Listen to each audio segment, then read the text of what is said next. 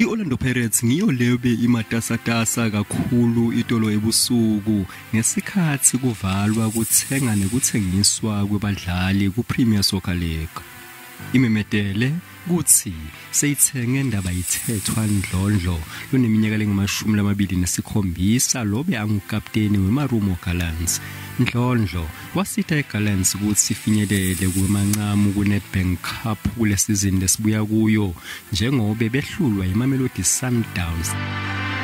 Kulokunye iPirates isayindena noZindi Lotse avimba kuChippa United Sipho Chayine lokumangaliseka labanyenti ngembiwe ukuthi kuvalwe ngci kuthenga nekuthengiswa kwabadlali kuthi UKermit Erasmus sewubuyile kumagebhula.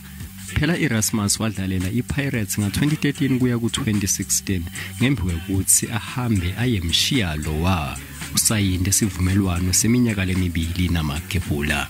iMamelodi Sundowns yona inemdlali lobuya eMorocco lodlala emuva Abdelmounai Boitol bese kuthi umdlali lobe asihlabani kusizini lefile Laila K lobe agijima kuMamelodi Sundowns sewuthethwe eCape Town City lembolekile. Mina ke ngingumduduzi Ndlovu leti tindzaba te SABC eJozi.